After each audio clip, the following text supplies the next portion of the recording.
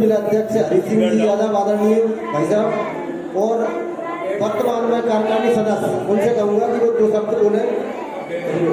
सभी लोग बैठ जाओ अपने अपने स्थान पर, सभी बैठ जाओ। इसके इनका उद्बोधन होने के बाद जो हमारे जो प्रमाण पत्र रखे हुए ना, उनका भी वितरण किया जाएगा। आज के पावन दिवस पर आप सभी को, चलो बैठ जाए, सभी शांतिपूर्वक बैठ जाए, अपनी अपनी जगह पर बैठ जाए। आज के इस कार्यक्रम में मंच पर आसीन परम सम्मानीय सीपी रघुवंशी जी, जिनकी आध्यात्मिक और धार्मिक क्षेत्र में अच्छी रुचि रही है और अभी हाल ही में राम मंदिर निर्माण के लिए आपने 11 लाख रुपए दान से पहुंची है।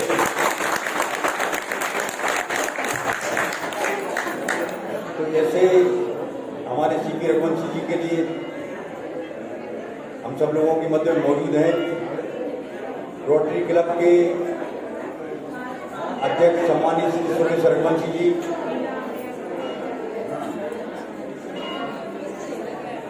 राज्य प्रभारी सम्मानीय श्री योगेंद्र रघुवंशी जी, जो बिल्कुल निरंतर कर्मठता से लगे रहते हैं, सभी को जागरण जगाने का भी काम करते हैं। सम्मानीय श्री जिला शिक्षा अधिकारी सम्मानीय श्री अशोक कुमार जी, नगर पालिका के अध्यक्ष सम्मानीय श्री जय सिंह जी यादव जी,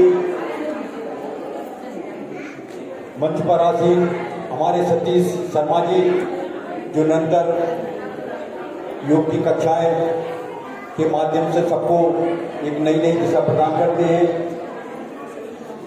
हम लोगों के मध्य में विराजमान डॉक्टर एम के विश्वास जी, जो चिकित्सा के माध्यम से भी और योग के माध्यम से भी लोगों को प्रदान करते हैं। राज्य प्रभारी जिला प्रभारी सम्मानित श्री बाबूलाल यादव जी, जो नीम के पत्थर के रूप में बिल्कुल एक स्थायी रूप से अंगद जी के पैर की तरह बिल्कुल जमा करके और सबको बिल्कुल संचालित करते हैं, सबको एक दिशा प्रदान करते हैं। सम्मानीय श्री हरिओम राठौर जी, वो भी अपनी भूमिका स्वतंत्रता पार्क से लेकर के हर जगह जहाँ भी मौका मिलता है वहाँ अपनी सेवाएं दे रहे हैं। श्री नरोत्तम मिश्रा जी और हमारे सब उपस्थित बहनों और भाइयों, सर्वप्रथम 26वें स्थापना दिवस की आप सभी को बधाई है, बहुत बहुत शुभकामनाएं हैं। आज बहुत ही पावन दिवस पर हम सब लोग यहाँ पर एकत्रित हुए हैं और वो भी बहुत पवित्र प्रांगण में हनुमान टेकरी सरकार को भी नमन करते हैं। जैसा कि आपको विदित है कि हमारे यहाँ राज्य प्रभारी श्री योगेंद्र रघुवंशी जी, जिला प्रभारी सम्मानित श्री बाबूलाल यादव जी, हमारे डॉक्टर साहब सतीश शर्मा जी, डॉक्टर साहब एम के विश्वास जी, हरिओम राठौर जी से लेकर के जितने भी लोग इस अभियान में लगे हैं, बड़ी श्रद्धा भाव से काम करते हैं और उनको देख के वो चौपाई भी याद आ जाती है कि बिल्कुल इस तरह पे काम करती है कि बिल्कुल वो अपनी धुन में मस्त हो जाते हैं। वो जैसे कहते हैं कि राम काम कीजिए बिना मोह कहाँ विश्राम। इस परिश्रम के साथ, इस लगन के साथ में काम करती रहती है। तो राज्य और जो यहाँ जिला से लेकर के नीचे की इकाइयों तक देख रहे हैं, उन सभी के लिए हृदय से मैं साधुवाद देता हूँ, धन्यवाद देता हूँ। और वो एक जनहित में ऐसे काम कर रहे हैं, ये जनता के लिए बहुत अच्छी भलाई का काम है। और जनता की भलाई इस रूप में भी है कि पहले आपने देखा होगा, पीछे अगर मुड़ करके देखें तो कहाँ बहुत पहले इक्का दुक्का दवाई की दुकान हुआ करती थी, इक्का दुक्का डॉक्टर हुआ करते थी। सिंगोना शहर में देखा होगा न कोई अधिक मेडिकल स्टोर थे, किराने की दुकानें और अन्य प्रकार की दुकानें तो लोगों की आवश्यकता पूर्ति के लिए हुआ करती थी। परंतु आजकल बिल्कुल जब देखा जाए तो डॉक्टरों का भी बिल्कुल मार्केट अलग लगा हुआ है। और जिस प्रकार पहले किराने की दुकानों से बाजार सजे हुए होते थे, इस प्रकार से मेडिकल स्टोरों के बिल्कुल अलग मार्केट बन गए हैं जो मीलों तक काम कर रहे हैं। तो ये इसका परिणाम क्या हुआ है कि इसका परिणाम जो अधिक बीमारियां बढ़ती गई, अधिक डॉक्टरों का विकास हुआ, अधिक मेडिकल स्टोर खुलते चले गए और ये बीमारियों का आगमन इसलिए हुआ कि लोगों ने अपने स्वास्थ्य पर ध्यान नहीं दे पाए। और स्वास्थ्य पर ध्यान इसलिए नहीं दे पाए कि कोई पातंजलि योग पीठ जैसा कोई मार्गदर्शक हम लोगों के सामने नहीं था, इसलिए लोग बीमारियों में ग्रसित होते चले गए। और पहले भी लोग आके योग के लिए इधर उधर जाकर के ढूंढते थे कि योग की शिक्षा कहाँ से प्राप्त हो पाएगी, आध्यात्मिक शिक्षा कहाँ से प्राप्त हो पाएगी। तो बिल्कुल इतना गोपनीय था कि वो सब लोगों को ये चीज़ दुर्लभ थी। और परम पूज्य स्वामी रामदेव जी और आचार्य श्री बालकृष्ण जी के माध्यम से उन्होंने इस योग को घर घर तक पहुँचा दिया, शहर शहर तक, गांव गांव तक पहुँचा दिया, शाखाओं के माध्यम से, अपनी प्रतिनिधियों के माध्यम से, दूरदर्शन के माध्यम से। तो ये इतना बड़ा लाभ जो स्वास्थ्य के क्षेत्र में, और स्वास्थ्य के क्षेत्र में जो लाभ हो रहा है, ये नहीं कि जिनको तबीयत खराब है या जिनको किसी प्रकार की तकलीफ है तो उनको सुधार हो रहा हो, उनको तो सुधार हो ही रहा है, वो ठीक हो ही रहे हैं। परंतु वे लोग जो जिनको किसी प्रकार की तबीयत खराब नहीं है और जिन्होंने कभी गोली दवाई नहीं ली है, वे भी वर्षों से कर रहे हैं, और इसलिए कर रहे हैं कि आगे उनको गोली दवाई की जरूरत ही नहीं पड़ती, न डॉक्टर की जरूरत पड़ रही, न किसी प्रकार से। तो ऐसा नहीं है कि जिनकी तबीयत खराब हो वो योग को अटेंड करें, जिन्होंने स्वस्थ होते हुए भी जो योग को अटेंड कर लेंगे वो कभी गोली दवाई की, उनको किसी डॉक्टर की या किसी प्रकार की कोई आवश्यकता ही नहीं रहेगी। ये बिल्कुल आकाश सत्य है, उनको अनुभव होगा, हर आदमी के अनुभव के दौर की निकली हुई चीज है। योग करने के साथ साथ उसके बहुत सारे फायदे इस रूप में भी हैं।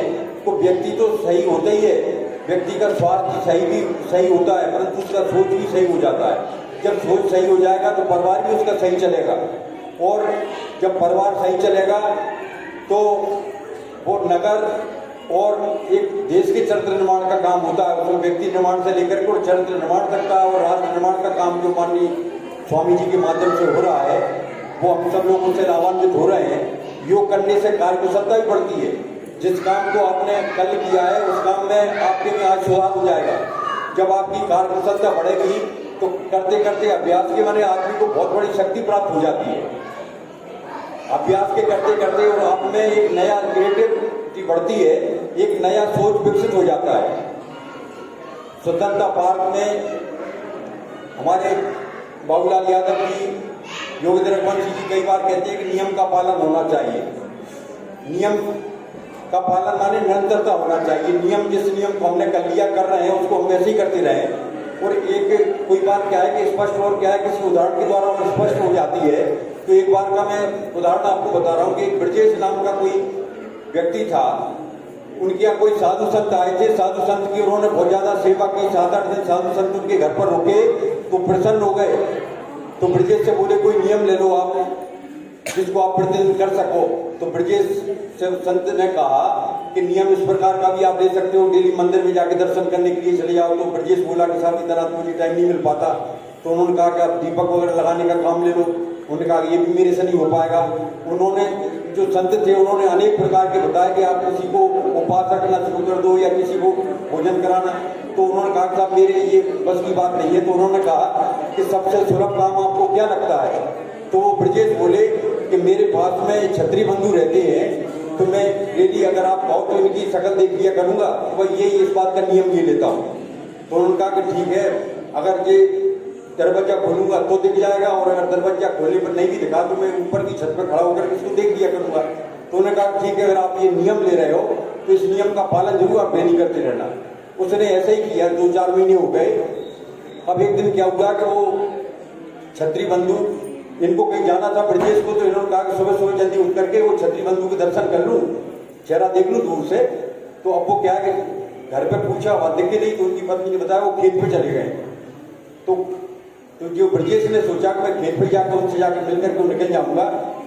तो खेत पर गए तो वो क्या है कि सुबह जल्दी जाकर गड्ढा खोल रहे थे। वहां एक उनको एक पीतल का बर्तन मिला, उसमें सोने की वो असरफली और सोने के सिक्के भरे हुए थे। अब वो खोद करके और वो उसको निकाल के रखा ही था गड्ढे के अंदर। इतनी इधर से ये पहुंचे, उसने देखा कि ये तो ब्रजेश आ रहा है। तो खड़े होकर के, तो ब्रजेश को कोई पता नहीं है। तो ब्रजेश बोला देख करके, अरे कि मैंने देख लिया।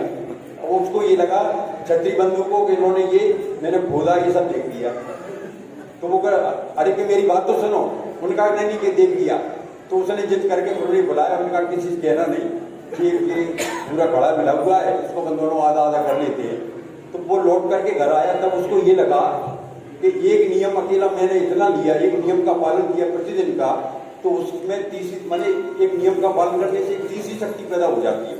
तो उस नियम का पालन करने से मुझे इतना बड़ा फायदा हुआ, और अगर मैं कोई बड़ा नियम ले लेता तो मैं कितना ऊंचाइयां पर पहुंच जाता। तो इस प्रकार से नियम कोई भी हो, नियम को अगर अपन कर रहे हैं, प्रतिदिन अगर करते रहेंगे, निरंतरता के साथ उसको करते रहेंगे, तो उसमें से तीसरी शक्ति ऑटोमेटिक पैदा हो जाती है। तो इसलिए हमको निरंतरता का भी ध्यान रखना है, और उसके साथ में क्या है कि परिवार की स्थिति भी सुधरती है। जिस काम को आप कर रहे हैं ना, जिस काम को कर रहे हैं उसमें आपकी दक्षता पैदा हो जाती है। उस दक्षता के माध्यम से जिस काम को आप 4 घंटे में निपटा रहे हैं उसको 2 घंटे में निपटाएंगे। ज्ञान के क्षेत्र में, बुद्धि के क्षेत्र में और अन्य क्षेत्रों में भी आपकी प्रगति को जाता है, और उसका परिवार भी व्यवस्थित होता है। इसलिए हमको ये चाहिए कि इसके फायदे कोई एकाध फायदे नहीं है, अनगिनत फायदे इस प्रकार से हैं कि जिन खोजा तिन पाइयां गहरे पानी पे, जितना आदमी कर सकता है उतना ज्यादा उसको मिल सकता है। तो इसी प्रकार से योग हमारे जीवन का एक अंग हो गया है, और पूज्य स्वामी जी के माध्यम से न केवल भारत, पूरे विश्व में योग की पताका फहरा रही है। हर आदमी योग का अनुसरण कर रहा है, हर आदमी समय पर जागने से लेकर के सारी दिनचर्या व्यवस्थित हो रही है, और दवाइयों के चंगुल से मुक्त हो रहा है। तो स्वामी जी ने एक अस्वस्थता के क्षेत्र से एक स्वच्छता के क्षेत्र में ले गए हैं, मानसिक सोच भी लोगों का बदला है। तो इस प्रकार से हम सबको इसका अनुसरण करते हुए इसका हमको पालन करना है। राज्य इकाई, जिला इकाई और हमारे सभी जो योग टीचर यहाँ पर बड़े लगन के साथ सबको सिखा रहे हैं, बहनों को भी प्रेरणा दे रहे हैं। बहनों से मेरा अनुरोध है कि आप भी एक बहनों को जोड़ करके लाएंगी, तो उससे क्या है कि उन बहनों का भी एक भविष्य का सुधार होगा, और आपके मन में ये संतोष होगा कि जिस काम को हम कर रहे हैं उस काम के प्रति हमने अपनी जिम्मेदारी को पूरा निभाया है। इसी प्रकार का आग्रह मेरा आप सभी भाइयों से है, और आप सभी को मैं अपनी तरफ से बहुत बहुत धन्यवाद साधुवाद देता हूँ कि आप इस काम में निरंतर लगे हुए हैं, अपना समय प्रदान कर रहे हैं। और मैं अपनी बात को यहीं समाप्त करता हूँ।